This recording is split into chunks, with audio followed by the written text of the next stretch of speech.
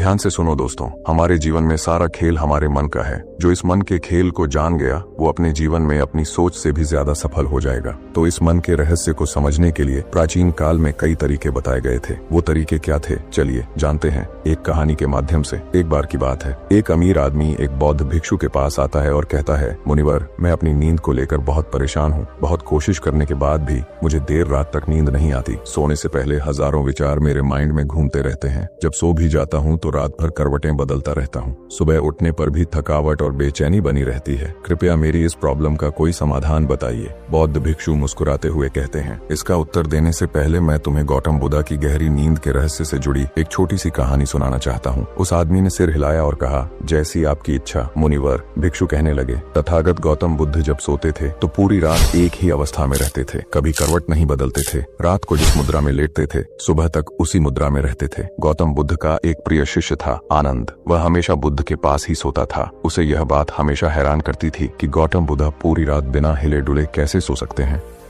जब भी रात को आनंद की आंख खुलती वह यही देखता कि बुद्ध उसी मुद्रा में सो रहे हैं। एक दिन आनंद की क्यूरियोसिटी इतनी बढ़ गई कि वह खुद को रोक नहीं सका। आधी रात को वह बुद्ध के पास गया और उन्हें जगा दिया। तथागत, आनंद बोला, कृपया क्षमा करें। मैं जानता हूं कि यह सवाल पूछने का सही समय नहीं है, क्योंकि आप दिन भर चलते हैं, लोगों को दम्मा का ज्ञान देते हैं और उनकी समस्याओं का समाधान करते हैं। लेकिन मेरी जिज्ञासा अब इतनी बढ़ चुकी है कि मैं उसे रोक नहीं पा रहा। आनंद बोला, मैं सुबह तक इंतजार नहीं कर सकता। कृपया मेरे प्रश्न का उत्तर दीजिए और मेरी जिज्ञासा को शांत कीजिए। मैं पिछले 20 वर्षों से आपके साथ हूं और मैंने हमेशा देखा है कि आप पूरी रात एक ही अवस्था में रहते हैं। आप जरा भी नहीं हिलते। तो क्या आप सच में सोते हैं या नहीं? गौतम बुद्ध आनंद की ओर मुस्कुराकर देखते हैं और कहते हैं, मैंने अपने लिए सोने की सही स्थिति खोज ली है। अब मुझे सोते समय हिलने डुलने की जरूरत नहीं पड़ती। मैं नींद की अवस्था में भी जागता रहता हूं। जबकि मेरा शरीर विश्राम करता है, मेरा कॉन्शियसनेस जागृत रहता है। सवाल यह नहीं है कि नींद में शरीर हिलता है या नहीं। सवाल यह है कि मन स्थिर क्यों नहीं रहता। असल समस्या शरीर की नहीं, मन की है। मन ही है जो अशांत रहता है, और जब तक मन अशांत है तब तक शरीर भी चैन से नहीं रह सकता। फिर बुद्ध ने कहा, लेकिन मैं अब इन सब से परे जा चुका हूं। अब मेरे भीतर मन नाम की कोई चीज नहीं बची है। जब मैं सोने जाता हूं तो मेरा शरीर शव की तरह निश्चल हो जाता है। आनंद, क्या तुमने कभी किसी डेड बॉडी को करवट बदलते देखा है? गहरी नींद की अवस्था में भी दिमाग ही यह सब कर रहा होता है। लेकिन जब मन स्थिर और शांत हो जाता है तो शरीर अपने आप गहराई में विश्राम करने लगता है। तुम सो जाओ, लेकिन भीतर से जागे रहो। भीतर से सब कुछ महसूस करो। नींद के बाद भी तुम्हारी अवेयरनेस एक छोटे से दीपक की तरह निरंतर जलती रहनी चाहिए। कहानी समाप्त करने के बाद भिक्षु ने उस अमीर आदमी से कहा, एक एनलाइटेंड बीइंग न सिर्फ अपने शरीर को पूरी जागरूकता से देखता है, बल्कि अपने माइंड को भी देखता है।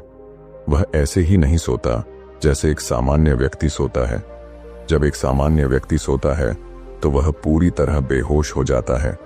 उसे यह भी नहीं पता चलता कि वह कब सो गया, इसलिए वह अपने ड्रीम्स भी नहीं चुन पाता। लेकिन जब एक बुद्ध व्यक्ति सोता है तो वह भीतर से होश में होता है। जिस तरह दिन में उसकी आंखें खुली होती हैं, वैसे ही नींद में भी उसकी अवेयरनेस जगी रहती है। इसीलिए कहा जाता है, एक बुद्धा कभी नहीं सोता। जब एक सामान्य व्यक्ति सो जाता है तो वह नहीं जानता कि वह कब सोया।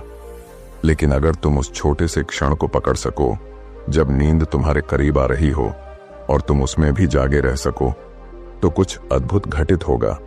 वहीं से जागरूकता की यात्रा शुरू होती है। यह सुनकर वह व्यक्ति बोला, मुनिवर, मुझे इतनी गहरी आध्यात्मिक बातें समझ नहीं आती। कृपया मुझे आसान भाषा में समझाइए कि मुझे गहरी नींद क्यों नहीं आती। बौद्ध भिक्षु मुस्कुराए और बोले, तो सुनो। बौद्ध भिक्षु ने मुस्कुराते हुए कहा, गहरी नींद न आने के कई कारण होते हैं और इनमें से पहला कारण है बिस्तर का दुरुपयोग। देखो, बिस्तर का अर्थ है विश्राम का स्थान। लेकिन आजकल लोग उसी बिस्तर पर बैठकर खाना खाते हैं, मोबाइल चलाते हैं फिल्में देखते हैं, ऑफिस का काम करते हैं, पढ़ाई करते हैं और कभी कभी तो गप्पें भी वहीं जमती हैं।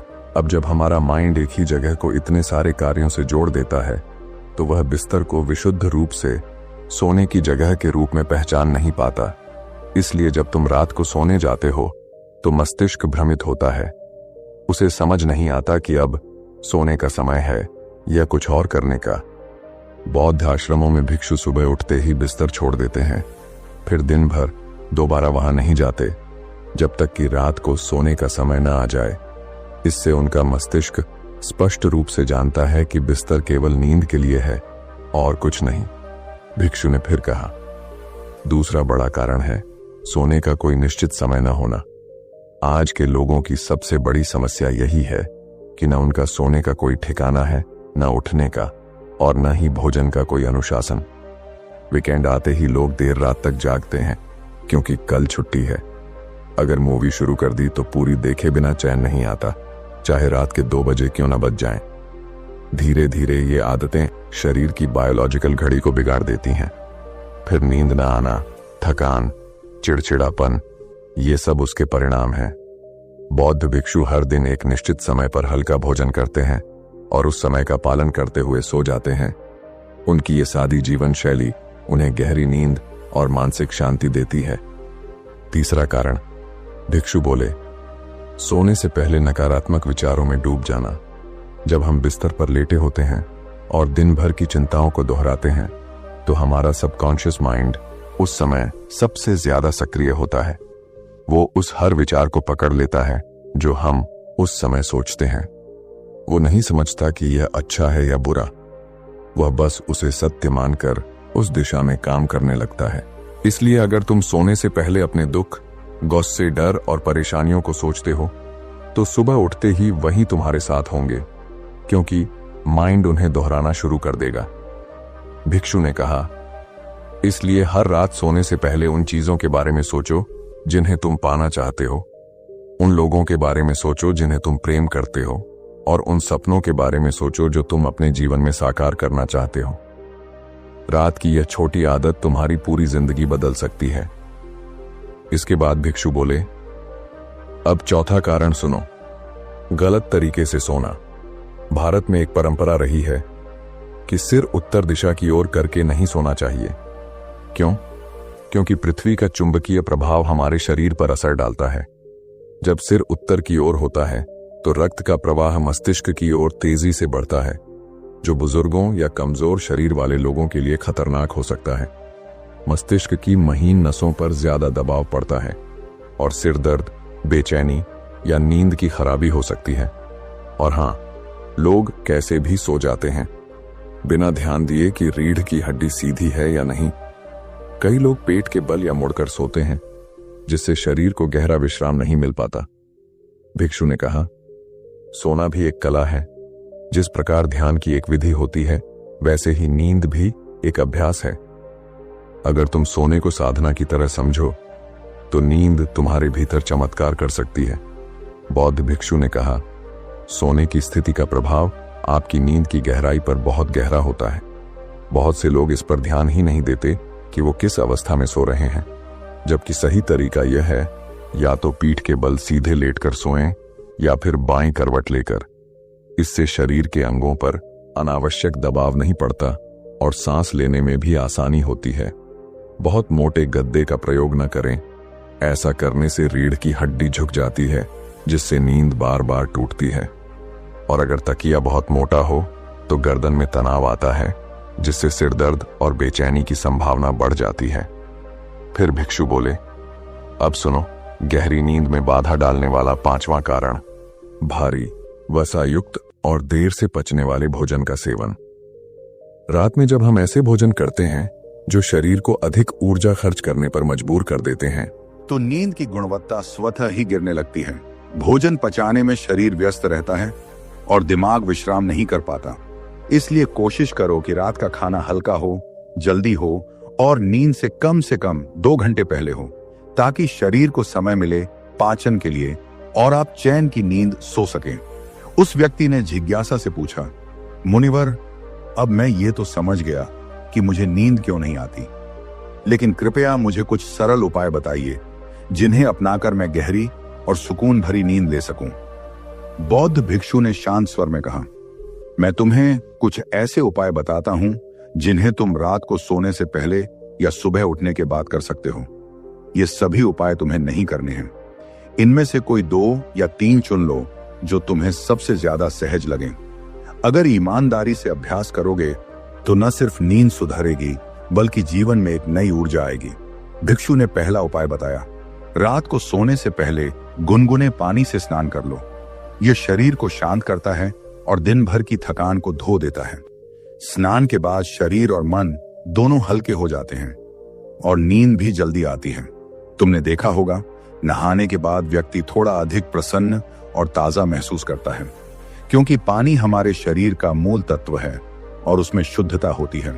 दूसरा उपाय, अगर संभव हो तो अपने शयन कक्ष में रात को जैविक तेल में भीगी हुई रुई से बना दीपक जलाओ।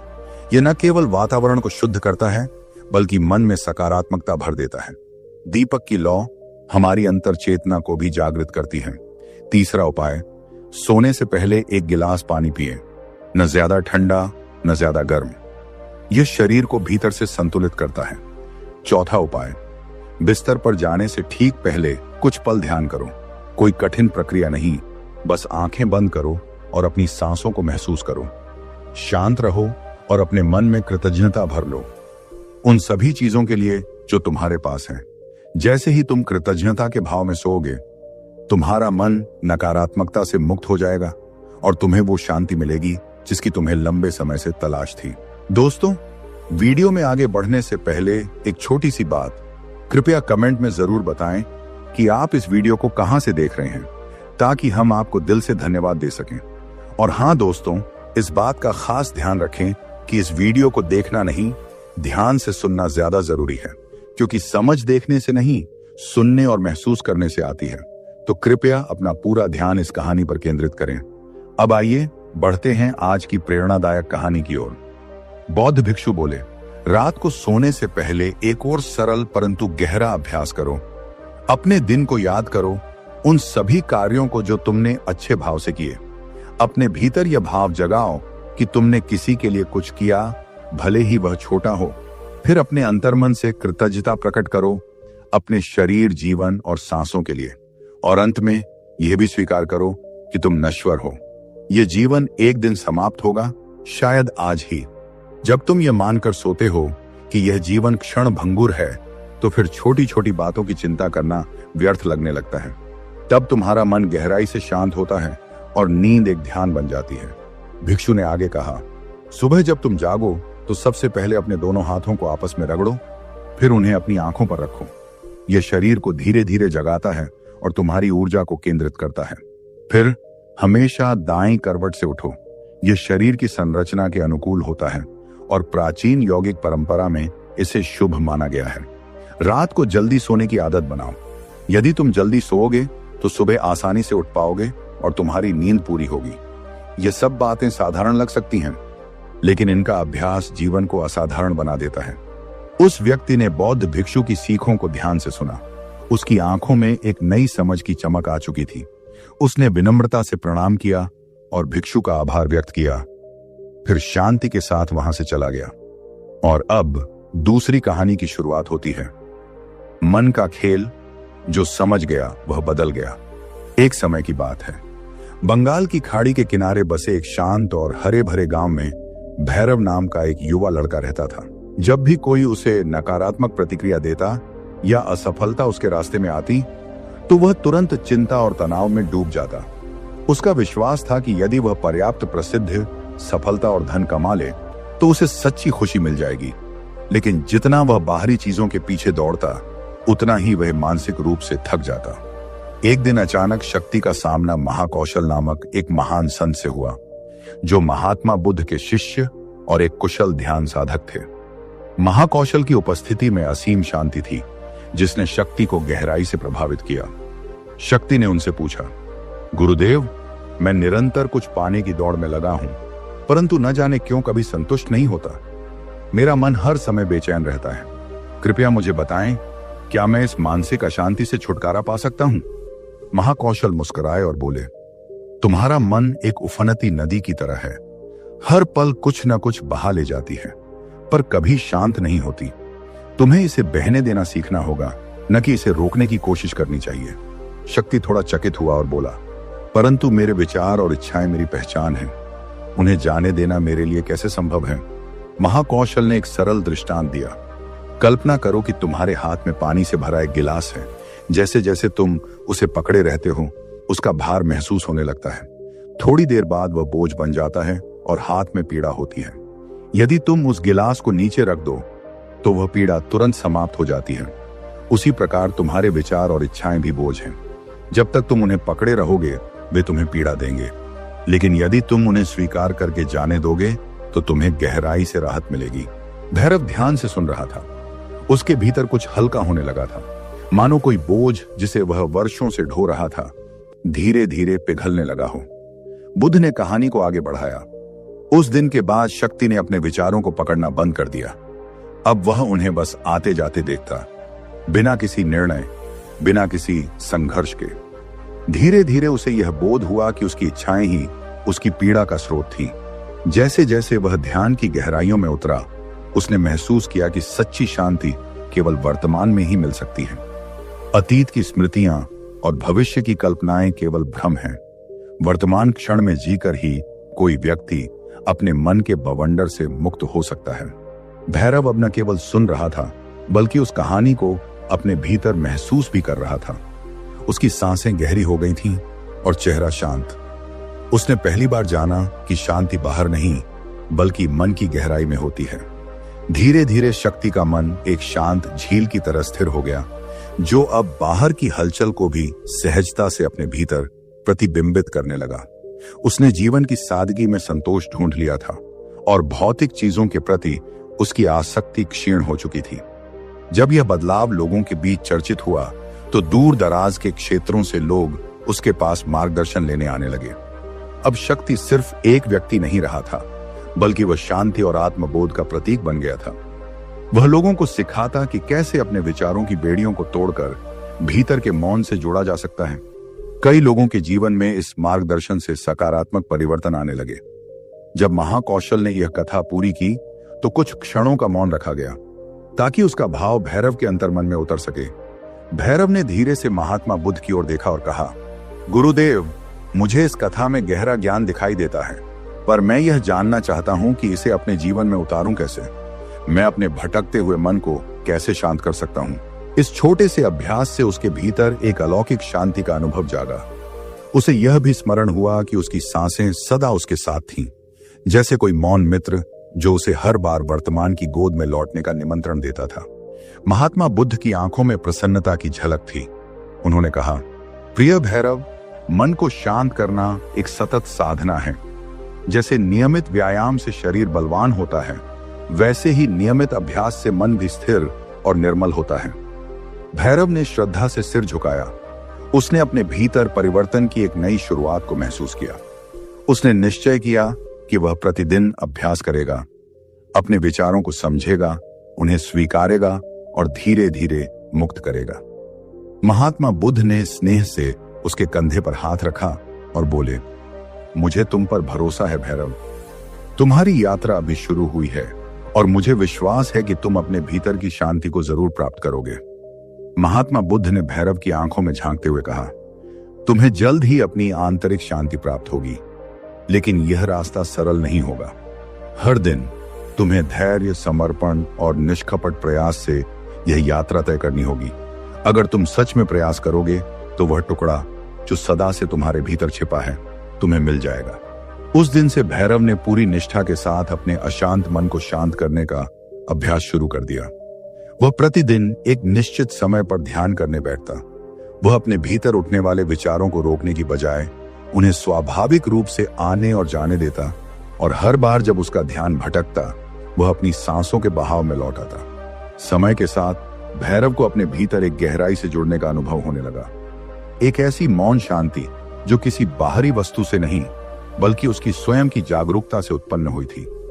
भैरव अब केवल एक साधारण युवक नहीं रह गया था, बल्कि गांव भर में उसे ज्ञान और शांति का स्रोत माना जाने लगा। जिन्हें मानसिक अशांति या जीवन में उलझने थीं, वे सब भैरव के पास मार्गदर्शन लेने आने लगे। भैरव न तो खुद को कोई गुरु मानता और न ही वह किसी पर उपदेश थोपता। वह बस वही साझा करता जो उसने स्वयं के भीतर खोजा था। महात्मा बुद्ध के एक साधारण भिक्षु के रूप में भैरव अब आत्म जागरूकता और ध्यान की शक्ति को लोगों के बीच बांट रहा था। वह उन्हें सिखाता था कि कैसे अपनी सांसों पर ध्यान केंद्रित कर अपने विचारों को मुक्त करना सीखा जा सकता है।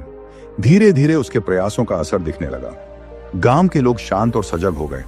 जीवन में संतुलन और समझ बढ़ी। अब वे छोटी छोटी बातों पर क्रोधित नहीं होते, बल्कि ध्यानपूर्वक प्रतिक्रिया देते। भैरव की यह सादगी भरी शिक्षाएं दूर दूर तक फैलने लगी। आसपास के गांवों और शहरों से लोग उसके परिवर्तन की कहानी सुनते और उससे मिलने आते। जो लोग अपने जीवन में मानसिक तनाव और बेचैनी से पीड़ित थे, उन्हें भैरव में आशा की किरण दिखाई देती। भैरव की शिक्षाएं केवल ध्यान तक सीमित नहीं थीं। वह लोगों को यह समझाते कि ध्यान केवल आंखें मूंद कर बैठने का अभ्यास नहीं है, बल्कि हर क्षण को पूर्ण जागरूकता के साथ जीने की कला है। वह सिखाता था, जब खाओ तो हर कौर का स्वाद महसूस करो, जब चलो तो अपने कदमों की ध्वनि सुनो, जब सूरज की रोशनी तुम्हारे चेहरे पर पड़े तो उसकी गर्मी को अपने भीतर उतरने दो। यही सच्चा ध्यान है, यही सच्चा जीवन है। भैरव के लिए ध्यान एक जीने का तरीका बन गया था और अब वह इसी अनुभव को हर व्यक्ति तक पहुंचाने का प्रयास करता था। वह न केवल स्वयं शांत था, बल्कि अब दूसरों के जीवन में भी वही शांति और स्थिरता भरने लगा था। बहुत समय पहले की बात है। हिमालय की शांत और ऊंची पहाड़ियों में एक वृद्ध सन्यासी निवास करता था। वह साधना में लीन एक प्रबुद्ध आत्मा था, जिसकी बुद्धिमत्ता और करुणा की चर्चा दूर दूर तक फैली हुई थी। एक दिन एक महिला वहां पहुंची। उसकी आंखों में आंसू थे और चेहरे पर गहरी चिंता की रेखाएं। उसने सन्यासी के चरणों में झुकते हुए कहा, बाबा, मेरा पति मुझसे बहुत सच्चा प्रेम करता था, लेकिन जब से वह युद्ध से लौटकर आया है, वह बिल्कुल बदल गया है। वह मुझसे न बात करता है, न हंसता है। मेरा मन व्यथित है। कहते हैं कि आपकी दी हुई जड़ी बूटी किसी के मन में फिर से प्रेम जागा सकती है। कृपया मुझे वह जड़ी बूटी दें। सन्यासी कुछ पल शांत रहा, फिर उसने गहरी सांस लेते हुए कहा, देवी, मैं तुम्हें वह जड़ी बूटी जरूर दूंगा, लेकिन उसे तैयार करने के लिए मुझे एक विशेष वस्तु चाहिए जो मेरे पास नहीं है। महिला उत्सुक होकर बोली, आप बताइए बाबा, आपको क्या चाहिए? मैं कुछ भी करके उसे लेकर आऊंगी। सन्यासी ने गंभीर स्वर में कहा, मुझे बाघ की मूंछ का एक बाल चाहिए। महिला अचकचा गई, पर हिम्मत न हारते हुए उसने सिर हिला दिया और अगली सुबह ही जंगल की ओर निकल पड़ी। दिन भर की खोजबीन के बाद नदी किनारे एक बाघ उसे दिखाई दिया। बाघ ने जैसे ही उसे देखा, जोर से दहाड़ा। महिला डर के मारे उल्टे पांव लौट आई, लेकिन वह हार मानने वालों में नहीं थी। हर दिन वह वहां जाती, बाघ को दूर से देखती और फिर वापस लौट आती। धीरे धीरे वह बाघ के आसपास घास पर बैठने लगी। बाघ अब उसकी उपस्थिति पर ध्यान नहीं देता था। समय बीतता गया। महिला बाघ के लिए मांस लेकर जाती और चुपचाप दूर रखकर लौट आती। कुछ महीनों में बाघ उसे पहचानने लगा। अब वह उसे दहाड़ कर डराता नहीं था। एक दिन महिला ने बाघ के पास जाकर उसका सिर सहलाया और बाघ ने कोई प्रतिरोध नहीं किया। धीरे धीरे वह इतना साहसी हो गई कि उसने एक दिन बाघ की मूंछ से एक बाल सावधानी पूर्वक निकाल लिया। उसका चेहरा खुशी से चमक उठा। वह दौड़ती हुई सन्यासी के पास पहुंची और कहा, बाबा देखिए, मैं बाघ की मूंछ का बाल ले आई हूं। अब आप मेरी जड़ी बूटी बना दीजिए। सन्यासी ने मुस्कुराते हुए वह बाल हाथ में लिया और तुरंत उसे पास जल रही अग्नि में फेंक दिया। महिला हैरान रह गई। उसने घबराते हुए कहा, बाबा, आपने क्या कर दिया? उस बाल को लाने में मैंने कितनी कठिनाइयां झेली हैं, कितनी मेहनत की है, और आपने उसे जला दिया। सन्यासी शांत स्वर में बोले, बेटी, अब तुम्हें किसी जड़ी बूटी की आवश्यकता नहीं है। जिस धैर्य, प्रेम और समर्पण से तुमने बाघ का विश्वास जीता, वही तुम्हारे पति के लिए भी उपयोग करो। तुम्हारे भीतर जो शक्ति है, वही असली जड़ी बूटी है। बहुत पहले की बात है। एक गांव में एक धोबी रहता था। उसका एक गधा था जो रोज भारी कपड़ों के गट्ठर ढोता था, लेकिन धोबी खुद कंजूस और कठोर स्वभाव का था। वह गधे को न ढंग से खाना देता, न चारा, बस रात को उसे खुला छोड़ देता ताकि वह जैसे तैसे अपना पेट भर सके। एक रात गधा बहुत थक कर जंगल की ओर भटक गया। वहीं उसकी मुलाकात एक चालाक गीदड़ से हुई। गीदड़ ने उसकी हालत देखी और पूछा, मित्र, तुम इतने दुर्बल क्यों हो? गधा बोला, दिन भर काम करता हूं, लेकिन खाने को कुछ नहीं मिलता। रात को अंधेरे में इधर उधर भटकना पड़ता है, पेट खाली ही रह जाता है। गीदड़ मुस्कुराया और बोला, तो समझो अब तुम्हारी मुश्किलें खत्म। पास में ही एक सब्जियों का बाग है जहां तरह तरह की ताजी सब्जियां उगती हैं। खीरा, ककड़ी, गाजर, मूली, बैंगन, सब कुछ। मैंने वहां एक गुप्त रास्ता बना रखा है। चलो, आज रात मैं तुम्हें वहां ले चलता हूं। गधा खुशी से उसके साथ चल पड़ा। बाग में घुसते ही गधे ने महीनों के बाद जी भरकर ताजी सब्जियां खाईं। उसका मन प्रसन्न हो गया। सुबह होने से पहले वे वापस लौट गए, गीदड़ जंगल की ओर और गधा अपने मालिक के पास। अब यह हर रात का सिलसिला बन गया। दोनों एक तय जगह मिलते, बाग में घुसते, पेट भर खाते और लौट जाते। कुछ ही हफ्तों में गधे की सेहत में चमत्कारी बदलाव आ गया। उसकी कमर सीधी हो गई, बाल चमकने लगे और चाल में आत्मविश्वास आ गया। एक रात बाग में भरपेट सब्जी खाने के बाद गधा बहुत प्रसन्न हुआ। उसने आंखें बंद की, सिर उठाया और कान फड़फड़ाते हुए बोला, मित्र गीदड़, मेरा दिल गाने को कर रहा है। सोच रहा हूं कि ढेंचू राग में कुछ सुना दूं। गीदड़ घबरा गया। उसने तुरंत कहा, नहीं नहीं गधे भाई, ये मत करो। हम चोरी छुपे यहां आ रहे हैं। अगर तुम गाने लगे तो चौकीदार जाग जाएगा और मुसीबत आ जाएगी। गधा बिगड़ गया। उसने गीदड़ को घूरते हुए कहा, तुम क्या जानो संगीत क्या होता है? तुम तो जंगली जीव हो। हमारा राग तो शुद्ध और गूढ़ होता है, मूर्खों की समझ से परे। गीदड़ ने हाथ जोड़ लिए। मैं मूर्ख सही, लेकिन एक मित्र के नाते कहता हूं, मत गाओ, वरना पछताना पड़ेगा। गधा फिर भी नहीं माना। बोला, तू देखना, मेरा गायन सुनकर बाग के मालिक खुद मेरे गले में फूलों की माला डालने आएगा। गधा जान गया कि अब यह नहीं मानेगा। उसने चतुराई से कहा, भाई तुम सच में महान गायक हो। मैं तुम्हारे लिए माला लेने जा रहा हूं। तुम मेरे जाते ही 10 मिनट बाद गाना शुरू करना। इतना कहकर गधा चुपचाप जंगल की ओर खिसक गया। गधा गर्व में फूलता हुआ तय समय पर ढेंचू राग में झूम झूम कर गाने लगा। उसकी आवाज सुनकर बाग के चौकीदार चौंक गए। वे लाठी लेकर उस दिशा में दौड़े। जैसे ही उन्हें गधा नजर आया, एक ने कहा, वही है ये दुष्ट जो रोज हमारी सब्जियां चरता है। और फिर क्या था, सब चौकीदार उस पर टूट पड़े। डंडों की बौछार से बेचारा गधा वहीं अधमरा होकर गिर पड़ा। Video topic. इस प्रेरणादायक वीडियो में हम यह समझने की कोशिश करेंगे कि हमारा दिमाग कैसे सोचता है, कैसे भ्रम पैदा करता है और कैसे आत्म जागरूकता व सही सोच के जरिए जीवन को पूरी तरह बदला जा सकता है। यह कहानी आपको आत्म विकास, शांति और मानसिक नियंत्रण की ओर ले जाएगी। डर, चिंता और घबराहट। इंसान के सबसे बड़े दुश्मन डर, चिंता और घबराहट, ये तीनों इंसान के सबसे बड़े दुश्मन हैं। ये वो बेड़ियां हैं जो हमें आगे बढ़ने से रोकती हैं, हमारे सपनों को तोड़ देती हैं और हमारी काबिलियत पर सवाल खड़ा कर देती हैं। लेकिन याद रखना, fear is just an illusion. चिंता केवल एक आदत है और घबराहट तो बस एक पल का एहसास है। अगर तुम इन्हें अपनी जिंदगी से निकाल फेंको तो तुम्हारे सामने कोई भी दीवार ज्यादा देर तक खड़ी नहीं रह सकती। सोचो, जब एक बच्चा चलना सीखता है तो वो गिरने से नहीं डरता, वो बार बार उठता है, फिर से कोशिश करता है। अगर वो भी डर जाता तो क्या आज कोई इंसान चल पाता? जिंदगी भी कुछ ऐसी ही है, गिरना, उठना और फिर से चलना। जो डर को हरा कर आगे बढ़ता है वही जीतता है। इसलिए डर को अपना दुश्मन मत बनने दो, उसे अपनी ताकत बनाओ। गिरना जिंदगी का हिस्सा है, बिल्कुल सामान्य, लेकिन घबराना नहीं। अगर किसी मुश्किल हालात से डरकर तुमने अपने कदम पीछे खींच लिए तो समझो तुमने अपनी हार खुद ही लिख दी। Worry doesn't solve problems, it magnifies them। क्या कभी तुमने सोचा है कि जिन बातों को लेकर हम घबराते हैं उनमें से 90% बातें तो होती ही नहीं। हमारा दिमाग नकारात्मक सोच को बढ़ा चढ़ाकर पेश करता है और हम उसी भ्रम में उलझ जाते हैं।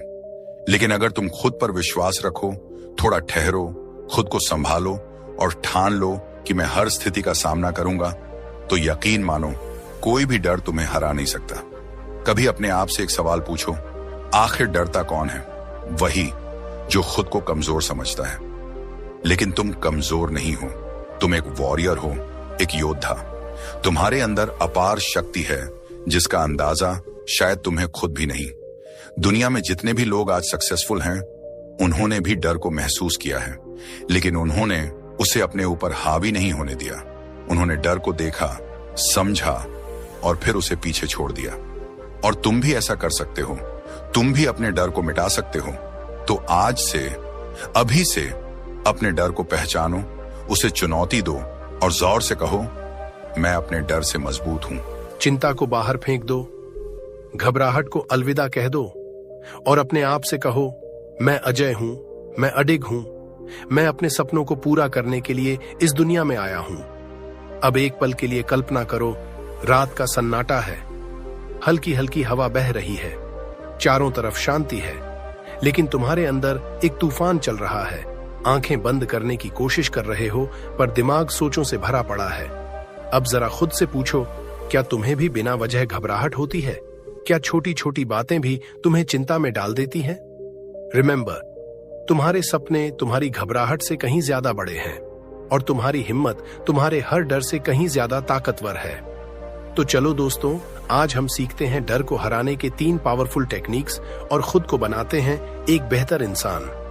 क्योंकि यह कोई साधारण मोटिवेशनल वीडियो नहीं है, यह तुम्हारे भीतर छिपी ताकत को जगाने वाली कहानी है। यहाँ आप जानेंगे कुछ ऐसे साइकोलॉजिकल ट्रिक्स, बुद्ध और महान विचारकों के सिद्धांत और रियल लाइफ एग्जाम्पल्स जो आपकी सोच और जीने का तरीका हमेशा के लिए बदल सकते हैं। अगर आप सच में एक नई शुरुआत करना चाहते हैं, अपनी घबराहट को हमेशा के लिए मिटाना चाहते हैं और अपनी जिंदगी में एक नया आत्मविश्वास लाना चाहते हैं, तो इस वीडियो को अंत तक जरूर देखिए, क्योंकि बदलाव की शुरुआत यहीं से होगी। कभी सोचा है क्यों हमें इतना डर लगता है? क्यों छोटी छोटी बातें हमें बेचैन कर देती हैं? क्यों ऐसा लगता है जैसे सब कुछ हाथ से निकलता जा रहा है? रात के उस गहरे सन्नाटे को महसूस किया है आपने, जब सारी दुनिया सो रही होती है, लेकिन आपका दिमाग एक अंतहीन युद्ध लड़ रहा होता है। भविष्य की चिंता, असफलता का डर, लोगों की बातें, समाज की उम्मीदें, ये सब एक साथ हमें जकड़ लेते हैं। धड़कन तेज हो जाती है, सांसें भारी हो जाती हैं, हाथ पैर सुन्न पड़ जाते हैं और दिमाग एक ही सवाल दोहराता है, क्या मैं कभी इस डर से बाहर आ पाऊंगा? लेकिन आज, हाँ, आज जिंदगी बदल सकती है। आज हम सीखेंगे डर, चिंता और घबराहट को खत्म करने का सबसे आसान और असरदार तरीका। आज आप जानेंगे कि कैसे आप अपने दिमाग को कंट्रोल करें, बजाय इसके कि दिमाग आपको कंट्रोल करे।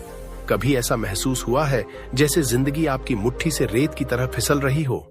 जैसे आप कुछ करना चाहते हो, लेकिन डर ने आपके पैरों में जंजीरें डाल रखी हो? जैसे आप दुनिया को दिखाते हो कि मैं ठीक हूं, लेकिन अंदर ही अंदर आप पूरी तरह टूट चुके हो? डर, चिंता और घबराहट, अगर मैं असफल हो गया तो? अगर लोग मुझे जज करेंगे?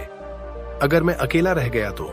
हमें लगता है कि ये डर हमें सुरक्षित रखेंगे, लेकिन सच तो ये है, ये ही हमारी सबसे बड़ी दुश्मन बन चुके हैं। ये डर हमें रोकते हैं, हमें पीछे खींचते हैं और हमारी सोच को जकड़ लेते हैं। लेकिन अब सोचो, क्या हो अगर मैं कहूं कि ये डर सिर्फ एक भ्रम है? क्या हो अगर मैं कहूं कि आप अपनी चिंता और घबराहट पर पूरा कंट्रोल पा सकते हैं? क्या हो अगर मैं कहूं कि आप अपनी जिंदगी के सबसे बड़े हीरो खुद बन सकते हैं? रात के 2 बजे हैं, दुनिया चैन की नींद सो रही है, लेकिन मेरा दिल धड़क रहा है जैसे कोई दौड़ लगी हो। दिमाग में तूफान है, कल क्या होगा? अगर कुछ गलत हो गया तो? अगर मैं फेल हो गया तो? कभी कभी लगता है ये डर कभी खत्म नहीं होगा। ये चिंता, ये घबराहट जैसे जिंदगी का हिस्सा बन गए हों। लेकिन फिर स्क्रीन पर एक शांत जंगल दिखाई देता है, एक पुराना मंदिर, हवा की धीमी सरसराहट और वहां ध्यान में बैठे हैं लॉर्ड बुद्ध। बैकग्राउंड म्यूजिक एकदम शांत हो जाती है। बुद्ध ने कहा था, डर तुम्हारे दिमाग का खेल है, जब तुम इसे पहचान लेते हो तब यह तुम्हारा कुछ नहीं बिगाड़ सकता। अब बहुत हुआ, अब डर तुम्हें नहीं चलाएगा, अब तुम डर को चलाओगे। अब चिंता तुम्हें रोक नहीं पाएगी, अब तुम चिंता को खत्म करोगे। अब घबराहट तुम्हारी कमजोरी नहीं बनेगी, बल्कि वो तुम्हारी सबसे बड़ी ताकत बन जाएगी। रात के 3 बजे हैं, नींद अब भी आंखों से कोसों दूर है, दिमाग में सवालों की कतार है। क्या मैं अच्छा कर पाऊंगा? अगर मैं फेल हो गया तो लोग क्या कहेंगे? लेकिन अब मैं समझ चुका हूं, ये डर मेरा दुश्मन नहीं, मेरी परीक्षा है। बुद्ध ने कहा था, डर तुम्हारे अंदर ही जन्म लेता है और जहां जन्म है वहां अंत भी निश्चित है। और वहीं डर खत्म भी हो सकता है, उसे बस पहचानने की जरूरत है। अब बहुत हो गया। अब तुम डर को जीतोगे, बल्कि अब तुम अपने जीवन को खुद संभालोगे। अब घबराहट तुम्हारी कमजोरी नहीं, तुम्हारी सबसे बड़ी ताकत बनेगी। एक अंधेरे कमरे की कल्पना करो, जहां बस घड़ी की टिक टिक सुनाई दे रही है। एक इंसान बिस्तर पर लेटा है, आंखें छत पर टिकी हुई, खुली हुई, सांसें तेज, दिल की धड़कनें बेकाबू, चेहरा चिंता और डर से भरा हुआ। कभी सोचा है, आखिर ये डर है क्या? क्यों ये हमें काबू कर लेता है? क्यों ये इतनी ताकतवर चीज बन जाती है कि हम खुद को रोक ही नहीं पाते? रात के 3 बजे, जब पूरी दुनिया गहरी नींद में डूबी होती है, कई लोग अपने बिस्तर पर लेटे हुए बस एक चीज से लड़ रहे होते हैं, खुद अपने ही डर से। अगर मैं असफल हो गया तो? अगर लोग मेरा मजाक उड़ाने लगे तो? अगर मेरी पूरी मेहनत बर्बाद हो गई तो? ये विचार, ये कल्पनाएं धीरे धीरे इतने विशाल हो जाते हैं कि हमारी पूरी सोच पर हावी हो जाते हैं। हम आगे बढ़ना चाहते हैं, लेकिन डर हमें पीछे खींच लेता है। हम कुछ नया करना चाहते हैं, लेकिन डर धीरे से कहता है, रुक जा, क्या पता कुछ गलत हो जाए। पर असली सवाल यह है, क्या इस डर से हमेशा के लिए छुटकारा पाया जा सकता है? हाँ, बिल्कुल। आज इस कहानी में हम जानेंगे 3 ऐसे पावरफुल तरीके जो न सिर्फ आपके डर को खत्म करेंगे, बल्कि आपको एक ऐसा इंसान बना देंगे जिसे कोई भी चुनौती हिला नहीं सकती। ये सिर्फ मोटिवेशन नहीं है, ये एक प्रैक्टिकल साइकोलॉजिकल गाइड है, कैसे आप डर को जीत सकते हैं। अब सीन बदलता है। एक स्टेज है, सैकड़ों लोग बैठे हैं सामने। एक लड़का स्टेज के पीछे खड़ा है, उसके हाथ कांप रहे हैं, गला सूख रहा है।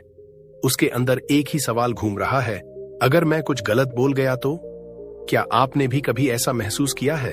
कोई नया कदम लेने से पहले, कोई बड़ा फैसला करने से पहले, या सबके सामने कुछ बोलने से पहले अचानक से घबराहट का तूफान आ जाए, हथेलियां पसीने से भीग जाएं, दिल इतनी तेजी से धड़के कि खुद की आवाज सुनाई न दे।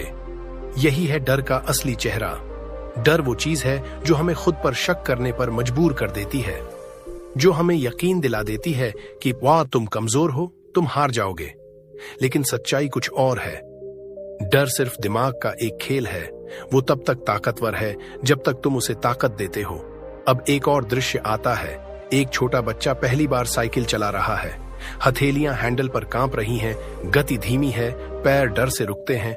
फिर वह लड़खड़ाता है, गिरता है, लेकिन फिर उठता है, फिर से कोशिश करता है, और कुछ देर में वो साइकिल चला लेता है। यही है डर की सबसे बड़ी सच्चाई। डर असली नहीं होता, वो बस एक कल्पना है। वो बस उतना ही बड़ा है जितना बड़ा तुम उसे बनने देते हो। जैसे ही तुम डर को चैलेंज करने की हिम्मत करते हो, वो अचानक गायब हो जाता है। अब समय आ गया है, तुम अपने डर को कंट्रोल करना सीखो, बजाय इसके कि डर तुम्हें कंट्रोल करे। कभी महसूस हुआ है, जब दिल बेकाबू धड़क रहा हो, हथेलियां पसीने से भीग रही हों और दिमाग में बस एक सवाल गूंज रहा हो, क्या होगा अगर सब गलत हो गया? यही डर, यही चिंता, यही घबराहट, जो दिखने में छोटे लगते हैं, असल में हमारी सबसे बड़ी लड़ाई है। एक एग्जाम हॉल है। हर डेस्क पर सिर झुकाए छात्र बैठे हैं, कुछ लिख रहे हैं, कुछ सोच में डूबे हैं। लेकिन एक लड़का बस अपनी कॉपी को घूर रहा है। उसके हाथ कांप रहे हैं, माथे पर पसीना, दिल की धड़कन जैसे किसी ड्रम की तरह बज रही हो। उसके चेहरे पर डर और चिंता की परछाई साफ झलक रही है। यही है चिंता और घबराहट का असली रूप। वो आवाज जो उसके भीतर कहती है, तुम फेल हो जाओगे, तुमसे नहीं होगा, तुम हारने वाले हो। पर सवाल यह है, क्या यह आवाज सच में उसकी अपनी है, या यह सिर्फ एक भ्रम है? बुद्ध ने कहा था, जिस चीज को तुम अपना सबसे बड़ा डर मानते हो, असल में वो बस तुम्हारे दिमाग का खेल है।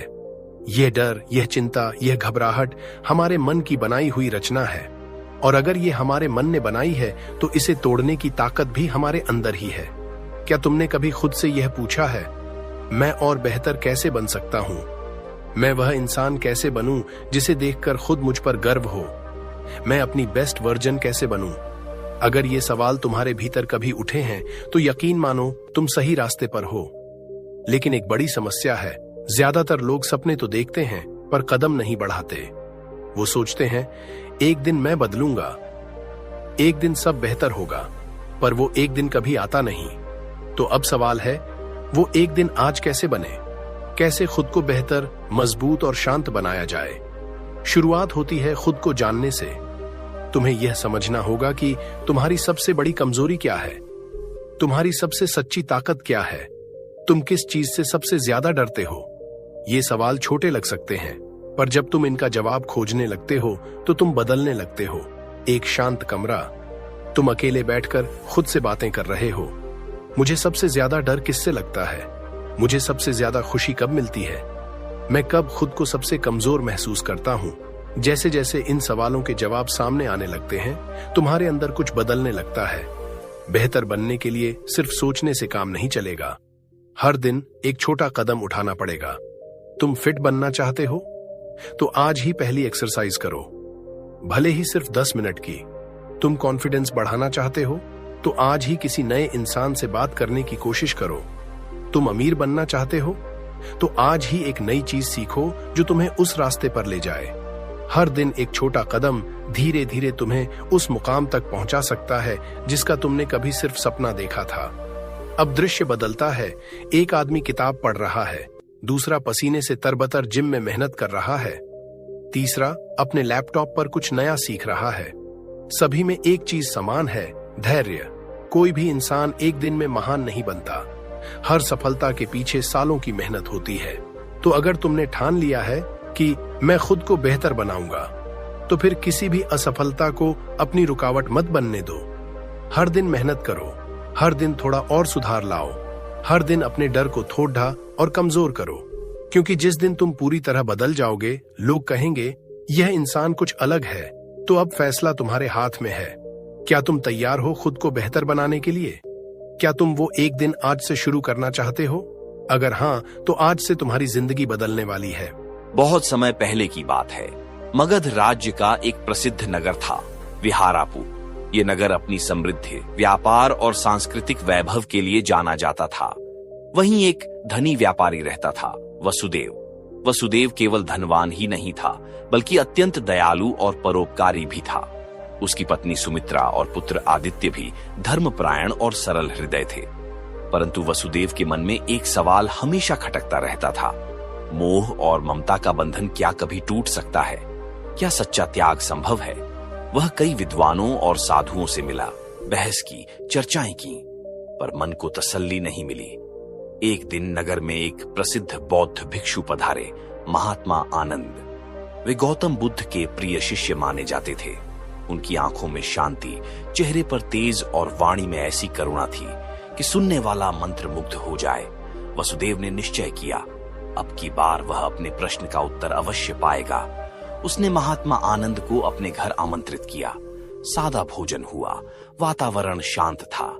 भोजन के बाद वसुदेव ने हाथ जोड़कर पूछा, गुरुदेव, मैं जानना चाहता हूं, क्या त्याग का मतलब है अपनी संपत्ति को छोड़ देना? क्या सब कुछ त्याग देना ही सच्ची मुक्ति है? महात्मा आनंद मुस्कुराए। उनकी मुस्कान में गहरा अर्थ छुपा था। उन्होंने धीरे से कहा, वसुदेव, त्याग का अर्थ केवल बाहरी चीजों को छोड़ना नहीं है। सच्चा त्याग वह है जब तुम मन से छोड़ते हो, जब तुम किसी चीज को पकड़ कर नहीं रखते, जब तुम परिणामों से बंधे नहीं रहते, तब तुमने वास्तव में त्याग किया है। वसुदेव थोड़े उलझे, पर कैसे गुरुदेव? हम घर, परिवार, धन, इनसे जुड़ जाते हैं, कैसे संभव है मन से त्याग करना? महात्मा आनंद ने उत्तर में एक कहानी सुनाई। एक बार एक यात्री रेगिस्तान में भटक गया। उसके पास एक थैली थी जिसमें कुछ सिक्के थे। उसे प्यास लगी थी, पर वह सिक्कों की थैली को इतना कसकर पकड़े था कि पानी की तलाश में भी वह थैली नहीं छोड़ रहा था। कुछ दूर एक कुआं मिला, लेकिन रस्सी खींचने के लिए दोनों हाथ चाहिए थे, पर वह थैली छोड़ने को तैयार नहीं था। अंततः वह प्यास से बेहोश हो गया। जब उसे होश आया तो उसने पहली बार सोचा, अगर मैंने यह थैली थोड़ी देर के लिए ही छोड़ दी होती तो मैं जिंदा रह सकता था। वही त्याग है वसुदेव, जरूरत के समय सही निर्णय लेना और यह जानना कि क्या पकड़ना है और क्या छोड़ना है। वसुदेव ध्यान से सुन रहा था। अब उसकी आंखों में चमक थी, मानो कोई पुराना पर्दा हट गया हो। महात्मा आनंद बोले, त्याग कोई त्याग नहीं जब तक वह भीतर से न हो। जो त्याग दिखावे के लिए है वह मोह का ही रूप है। पर जो त्याग समर्पण से है वह मुक्ति है। वसुदेव ने उस दिन पहली बार जाना कि त्याग का अर्थ सिर्फ त्याग नहीं बल्कि स्वीकृति है। हर चीज को उसकी प्रकृति के साथ स्वीकार कर उसे जब समय आए प्रेम पूर्वक छोड़ देना ही सच्चा त्याग है। उस रात वसुदेव ने अपनी सबसे कीमती थाली दान नहीं की, न ही कोई गहना छोड़ा। उसने जो छोड़ा वह था अपने मन का बंधन, और तभी से उसकी असली यात्रा शुरू हुई। अहंकार से समर्पण की, मोह से मुक्ति की और संग्रह से संतोष की। वसुदेव ध्यान मग्न मुद्रा में महात्मा आनंद के चरणों में बैठा था। अब वह केवल एक व्यापारी नहीं रहा था। उसकी दृष्टि बदल रही थी, सोच बदल रही थी, परंतु परिवर्तन की इस यात्रा में अंतिम मोड़ अभी बाकी था। महात्मा आनंद ने कहा, वसुदेव, सच्चा त्याग वह है जिसमें हम अपने मन के मोह, अहंकार और इच्छाओं को छोड़ दें। और फिर उन्होंने एक कथा सुनाई। एक बार एक राजा था जो सांसारिक सुखों से ऊब गया था। उसने राज्य त्याग कर जंगल में तपस्या करने का निश्चय किया। वह कुटिया में रहने लगा, भिक्षा पर जीवन बिताने लगा, परंतु उसका मन हर रोज अपने महलों, अपने सेवकों और वैभव की यादों में खो जाता। क्या यह त्याग था? महात्मा आनंद ने पूछा। वसुदेव ने सिर झुकाया। नहीं गुरुदेव, अगर मन में अभी भी मोह बचा हो तो वह सच्चा त्याग नहीं हो सकता। महात्मा आनंद मुस्कुराए। बिल्कुल सही, त्याग शरीर से नहीं मन से होता है। वसुदेव की आंखों में एक नई रोशनी थी।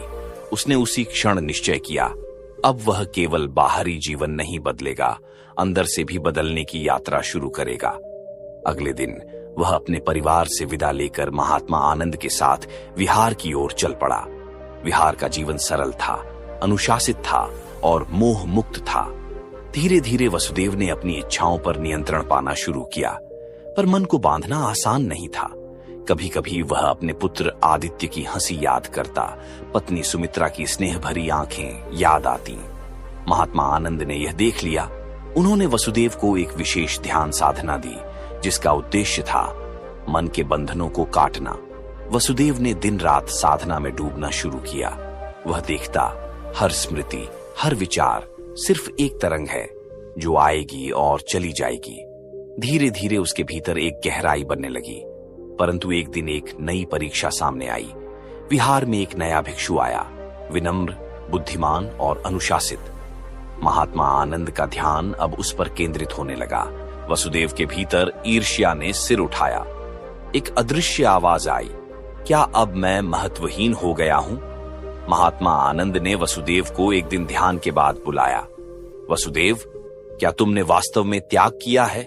वसुदेव ने कहा, मैंने सब कुछ छोड़ दिया है गुरुदेव। महात्मा आनंद मुस्कुराए। तो क्या अहंकार भी छोड़ दिया है? वसुदेव चुप हो गया। उसे पहली बार एहसास हुआ वह अब भी अपनी पहचान, महत्व और मान से जुड़ा हुआ था। उस रात वसुदेव ने मौन साधना की। अगली सुबह वह सबसे पहले उस नए भिक्षु के पास गया और विनम्रता से कहा, भाई, मुझे तुमसे बहुत कुछ सीखना है। अब वसुदेव बदल चुका था। उसका मन करुणा से भर गया था। वह अब केवल अपने उद्धार की चिंता नहीं करता था, बल्कि दूसरों की सेवा, उनकी भलाई उसका उद्देश्य बन गई थी। एक दिन समाचार आया, नगर में अकाल पड़ा है, उसका परिवार संकट में है। वसुदेव का मन डगमगाया, क्या वह लौट जाए? महात्मा आनंद ने कहा, वसुदेव, मोह के बिना सेवा करो। अगर तुम मोह से बंधे तो त्याग अधूरा रहेगा। वसुदेव ने अपना निर्णय लिया। वह वहीं रहा, पर प्रतिदिन प्रार्थना करता रहा। वह अब हर भूखे को अन्न देता, हर दुखी के लिए प्रार्थना करता, हर पीड़ित को आश्रय देता। समय बीतता गया। वसुदेव अब केवल वर्तमान में जीता था, न अतीत की स्मृतियां, न भविष्य की चिंताएं, केवल शुद्ध अस्तित्व। महात्मा आनंद ने एक दिन उसके सिर पर हाथ रखे। अब तुमने त्याग का सच्चा अर्थ जान लिया है। उस रात ध्यान में बैठा वसुदेव अपने भीतर प्रकाश को अनुभव करता है। अब उसके भीतर कोई बंधन नहीं बचा था, न मोह, न अहंकार, न इच्छा, केवल शांति। उसका हृदय कह रहा था, मैं मुक्त हूं। क्या त्याग का कोई और गहरा अर्थ भी है? वसुदेव ने पूछा। महात्मा आनंद मुस्कुराए। त्याग केवल भौतिक वस्तुएं छोड़ने का नाम नहीं है वसुदेव। सच्चा त्याग तब होता है जब मन मोह, अहंकार और इच्छाओं से मुक्त हो जाए। यदि कोई व्यक्ति सब कुछ छोड़कर जंगल में चला जाए लेकिन उसका मन अब भी उन्हीं वस्तुओं में उलझा रहे, तो वह सच्चा त्याग नहीं, केवल पलायन है। उस रात वसुदेव करवटें बदलता रहा। महात्मा आनंद के शब्द उसके भीतर गूंजते रहे। उसने अपने महल की ऊंची खिड़की से बाहर देखा, जहां दूर दूर तक उसके खेत, व्यापारिक भवन और गोदाम फैले थे। उसी क्षण सुमित्रा आई। स्वामी, आप चिंतित लग रहे हैं, क्या कोई समस्या है? वसुदेव ने धीमे स्वर में कहा। मैं सोच रहा हूं कि जो कुछ भी मेरे पास है, क्या वही जीवन का अंतिम सत्य है, या कोई और भी गहराई है जिसे मैं अब तक नहीं पहचान पाया? सुमित्रा हल्की मुस्कान के साथ बोली। आपका मन पहले भी ऐसे सवाल करता रहा है, लेकिन क्या आपने कभी उनका उत्तर खोजने की साहसिक कोशिश की है? उस रात वसुदेव को एक अजीब स्वप्न आया। वह एक विशाल समुद्र में खड़ा था। चारों ओर सोने चांदी की वस्तुएं तैर रही थीं, पर जैसे ही वह उन्हें पकड़ने की कोशिश करता, वे जल में घुल जाती। तभी एक रहस्यमयी आवाज आई, जो कुछ भी देख रहे हो वह अस्थाई है, उसे पकड़ना व्यर्थ है। वसुदेव की नींद खुल गई। उसके माथे पर पसीना था। अब वह निर्णय कर चुका था, उसे अपने भीतर के प्रश्नों का उत्तर पाना ही होगा। अगले दिन वह महात्मा आनंद के विहार पहुंचा।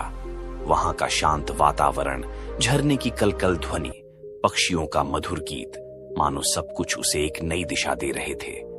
वसुदेव ने प्रणाम कर कहा, गुरुदेव, मैं आपके मार्ग पर चलना चाहता हूं। महात्मा आनंद ने आंखें खोली और बोले, पहले यह समझो, त्याग केवल वस्त्रों या स्थानों का नहीं, बल्कि मन की वासनाओं और अंतर्निहित इच्छाओं का होता है। क्या तुम अपने मोह से सचमुच मुक्त हो सकते हो? वसुदेव ने विहार में रहकर अभ्यास शुरू किया, लेकिन मन बार बार पीछे खींचता। वह सुमित्रा और आदित्य को याद करता। उसका हृदय कभी कभी रो देता। ध्यान के दौरान उसने एक दिन अपने पुत्र को रोते देखा। सुमित्रा उसे चुप कराने की कोशिश कर रही थी। यह दृश्य इतना सजीव था कि वसुदेव भीतर से हिल गया। क्या मेरा कर्तव्य केवल खुद को मुक्त करना है? उसका मन पूछ रहा था। या मेरा कर्तव्य अपने परिवार के प्रति भी है? महात्मा आनंद ने उसकी बेचैनी भांप ली। मोह हमेशा परीक्षा लेता है वसुदेव। अगर तुम्हारा हृदय अब भी बंधनों में है तो तुम्हारा त्याग अधूरा है। अब अगला चरण शुरू हुआ। महात्मा आनंद ने उसे वन में एकांत साधना के लिए भेजा। प्रकृति की गोद में जाओ और खुद को भीतर से शुद्ध करो। वसुदेव झरने के पास एक कुटिया बनाकर रहने लगा। वह कठोर तप करता, ध्यान में लीन रहता। उसका शरीर क्षीण हो गया, पर आत्मा मजबूत होने लगी। कभी कभी उसे लगता वन के प्राणी उससे संवाद कर रहे हैं। कभी वह अपने भीतर अजीब सी आकृतियां देखता, जो शायद उसके पुराने संस्कार थे। एक तूफानी रात उसकी साधना को तोड़ने आई, पर इस बार वह डगमगाया नहीं। उसने संकल्प किया, अब पीछे नहीं लौटूंगा। एक दिन एक वृद्ध भिक्षु उस वन में आया। उसने पूछा, पुत्र, तुम क्या खोज रहे हो? वसुदेव ने उत्तर दिया, मैं त्याग का सच्चा अर्थ समझना चाहता हूं। वृद्ध मुस्कुराया, त्याग कोई स्थान बदलना नहीं, बल्कि मन की आसक्ति को त्यागना है। वसुदेव के भीतर जैसे कोई पर्दा हट गया। समय बीतता गया। साल दर साल वसुदेव भीतर से निर्मल होता गया, लेकिन अंतिम परीक्षा अब भी बाकी थी। एक दिन एक भिक्षु दौड़ते हुए आया। तुम्हारे नगर में अकाल पड़ा है, लोग भूख से मर रहे हैं, तुम्हारा परिवार भी संकट में है। वसुदेव का मन कांप उठा। क्या मुझे लौट जाना चाहिए? क्या यह मेरा कर्तव्य है, या मेरी साधना अब टूटी मानी जाएगी? महात्मा आनंद ने शांत स्वर में कहा, त्याग का अर्थ यह नहीं कि तुम कर्तव्य से भागो। सच्चा त्याग वह है जब तुम मोह से रहित होकर निष्काम भाव से कार्य करो। वसुदेव अपने नगर लौट गया, लेकिन अब वह पहले जैसा नहीं था। उसने सभी की सेवा की, अपने परिवार की मदद की, लेकिन बिना किसी लालच या मोह के। लोगों ने पूछा, तुम इतने वर्षों में क्या लेकर लौटे हो? वसुदेव ने उत्तर दिया, मैं कुछ लेकर नहीं लौटा, मैं बहुत कुछ छोड़कर लौटा हूं, अपना मोह, अहंकार और वासनाएं। समय के साथ वसुदेव ने संन्यास धारण किया। एक दिन गहन ध्यान में उसे आत्मज्ञान प्राप्त हुआ।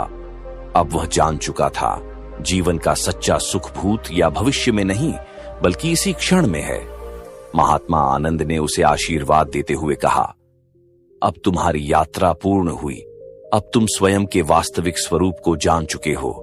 एक शांत रात थी। चांदनी महल की छत पर बिछी थी और हवा में हल्की नमी थी। राजकुमार सिद्धार्थ टहलते हुए अपने गुरु देवदत्त के पास रुके और पूछा, गुरुदेव, क्या जीवन केवल इन भौतिक सुखों और विलासिता तक ही सीमित है, या इससे परे भी कोई ऐसी खुशी है जो कभी समाप्त नहीं होती?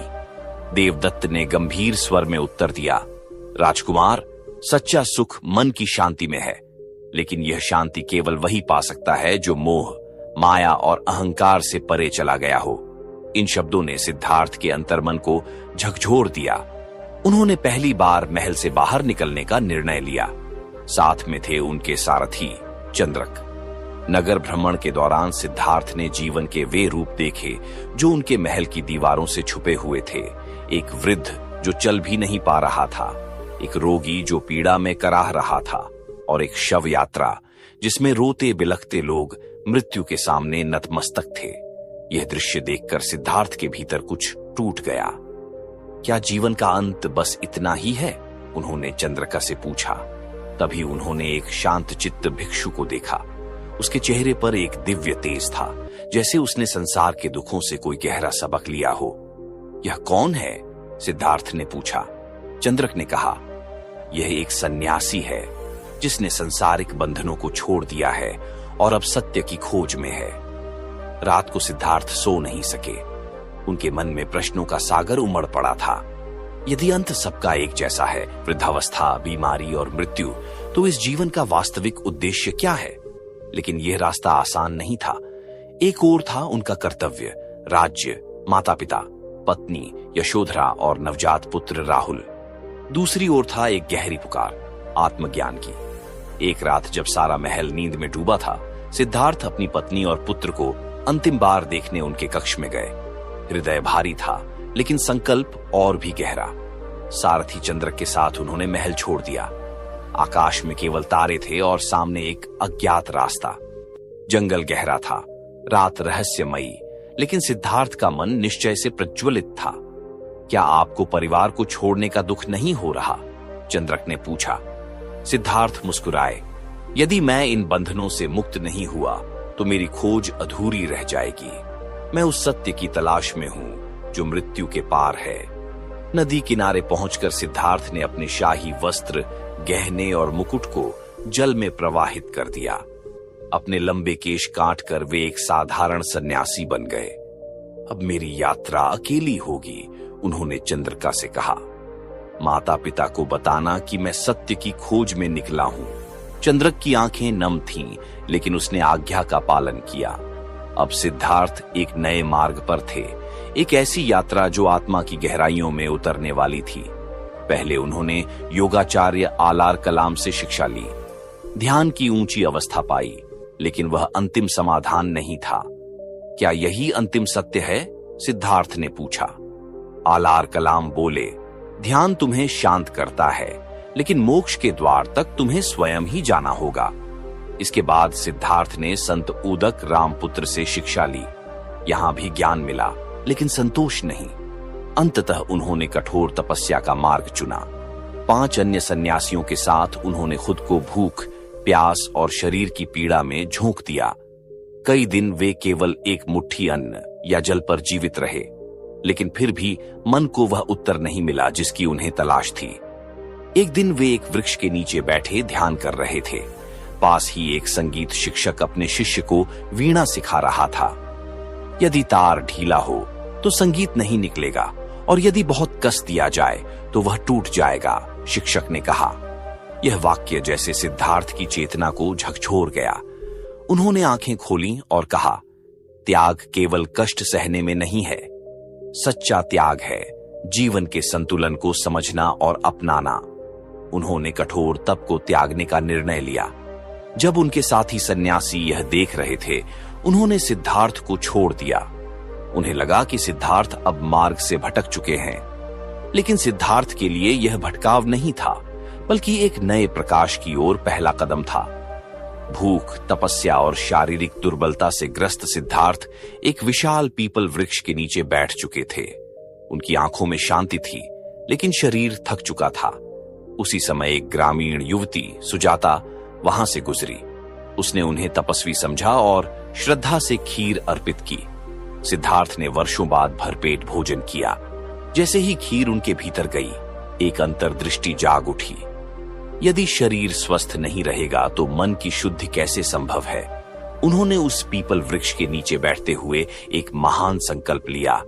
जब तक मैं परम सत्य को नहीं जान लेता, तब तक इस आसन से नहीं उठूंगा। यह ध्यान कोई साधारण साधना नहीं थी, यह आत्मा का युद्ध था, अपने ही भीतर के अंधकार से। रात गहराती गई और उसी के साथ एक और गहराई से संघर्ष शुरू हुआ। मार, जो अज्ञान, मोह और अहंकार का प्रतीक था, अपनी समस्त मायावी शक्तियों के साथ प्रकट हुआ। उसने सिद्धार्थ को विचलित करने के हर उपाय किए। कभी सुंदर अप्सराओं को भेजा, कभी विकराल राक्षसों की छाया डाली और कभी उनके मन में संदेह का बीज बोया। लेकिन सिद्धार्थ स्थिर थे, अडोल, निर्विकार। आखिरी प्रयास में मार ने कहा, यह स्थान तुम्हारा नहीं है, तुम इस ज्ञान के योग्य नहीं, उठो, वापस लौट जाओ। सिद्धार्थ ने शांत स्वर में उत्तर दिया, मैं इस धरती को साक्षी मानकर सत्य की खोज कर रहा हूं। उन्होंने अपना हाथ धरती पर रखा।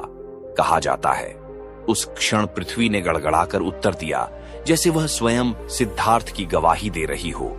मार हार गया और उसी क्षण सिद्धार्थ के भीतर क्रोध, मोह, वासना और लोभ की अंतिम लपट बुझ गई। मन पूर्णतः शांत हो गया।